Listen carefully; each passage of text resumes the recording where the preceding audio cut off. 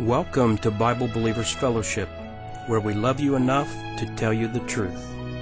On these programs, you will be able to follow our expository study of the Authorized King James Version as we read verse by verse through books and occasionally tackle important topics for the purpose of helping Bible believers gain a thorough and accurate understanding of God's Word.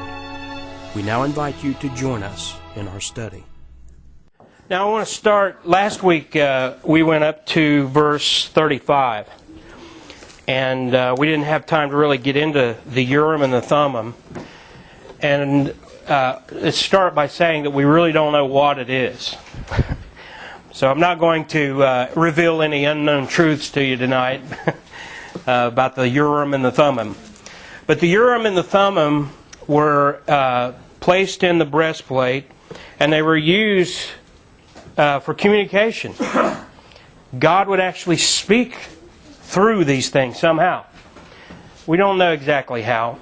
I've heard that the rabbis actually taught, and a group of rabbis taught and believed that each of the names of the children of Israel were on the stones on the breastplate, and when they would look at this, that God would actually light up the particular letters of words and then speak to them that way. And it's kind of weird, huh? And there's no evidence or no proof of that. That's just kind of a rabbinical tradition, and we don't know. But we do know that there was a very real communication that took place using the breastplate and the ephod. And so I want to start off by actually going over to 1 Samuel, and I want to show you kind of behind the scenes what happened between Saul and David. We've heard the story of Saul and David, and how Saul became king. He was the first God-ordained king of Israel, and he rejected the word of the Lord, and he offered sacrifice when he wasn't supposed to. He disobeyed when Samuel told him to utterly destroy the enemy and not even to keep their animals, and he decided he knew better. And in 1 Samuel chapter 22, we're going to see that it's basically true that Saul was rejected by the Lord, and it was because of his own actions of rejecting the Lord and offering sacrifice when he shouldn't. And then later he even seeks the word of a witch, the witch of Endor, and calls up the spirit of Samuel. And that's an interesting story. But before that happened, there was a transfer of power, so to speak. It's kind of like the keys of communication with God resided in this breastplate and ephod.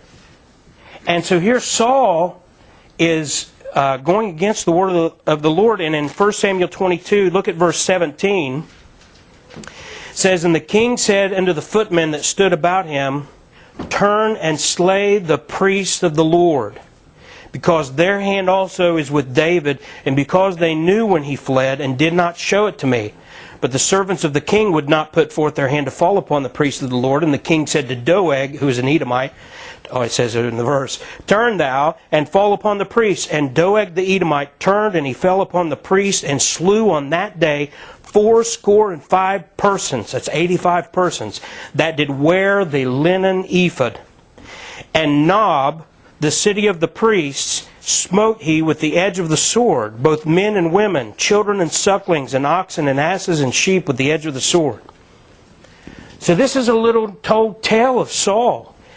Not only did he reject the Lord, and not only did he offer sacrifice when he wasn't supposed to, but he actually went to the city of the priesthood, Nob, and slew the priests, their families, and their animals.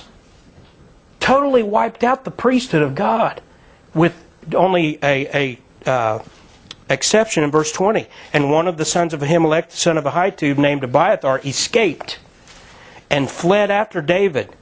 And Abiathar showed David that Saul had slain the Lord's priests. And David said unto Abiathar, I knew it that day when Doeg the Edomite was there, that he would surely tell Saul, I have occasioned the death of all the persons of thy father's house." David was running from Saul. He had gone to the priest, and Ahimelech had given David the sword of Goliath so that David could use it in defense. Ahimelech had no idea that Saul was even trying to kill David and that David was running from Saul. And yet Saul approached him about it, said, "Hey man, what are you doing helping David out?" And he said, "I had no idea. He's your top man. He's your right-hand man. He's your best warrior. I didn't know that this was going on." And Saul said, "You're going to die." And none of the Israelites would turn and kill him. But there was an Edomite there. That's interesting in relation to what we've studied on Sunday, because Edomites were the offspring of Esau, the rejected seed. And so Doeg, one man, takes his sword out and just starts hacking these priests up and goes through their whole city. And David says, "I knew it. When Doeg the Edomite was there, I knew he would tell Saul." And then he lamented this. He said, "I have occasioned the death of all the persons of thy father's household," talking about Ahimelech and his offspring. Well, what's interesting is that David then seeks the word of the Lord, and look at what it says in verse 6 of chapter 23. "And it came to pass, when Abiathar the son of Ahimelech fled to David to Keilah, that he came down with an ephod in his hand." You see, that's how David communicated with the Lord. That's how David got his answers from the Lord. And that's when Saul lost his communication with the Lord. Obviously, it was because he was slaying the priest that God allowed this Abiathar to escape with the ephod and take it to David.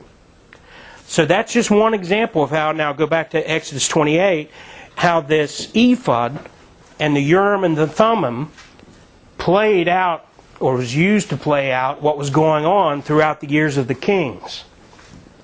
Like the Ark of the Covenant, we had no idea what ever happened to the Urim and the Thummim.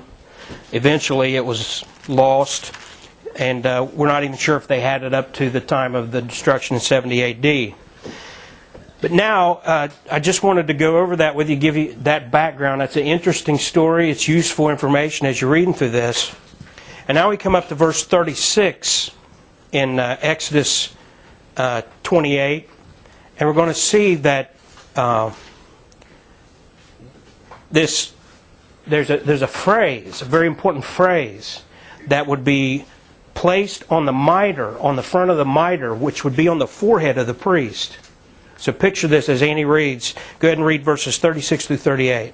"And thou shalt make a plate of pure gold, and grave upon it like the engravings of a signet, holiness to the Lord. And thou shalt put it on a blue lace, that it may be upon the mitre, upon the forefront of the mitre it shall be.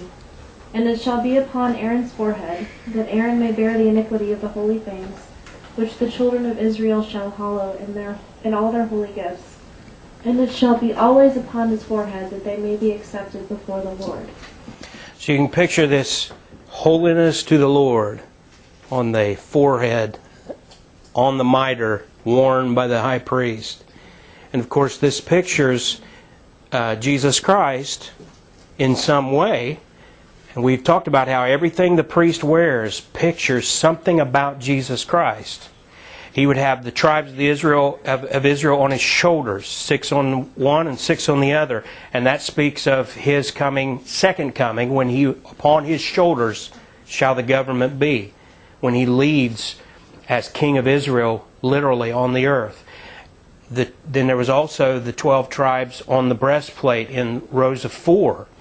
And it actually says then that the tribes of Israel, the children of Israel, would be on his heart always.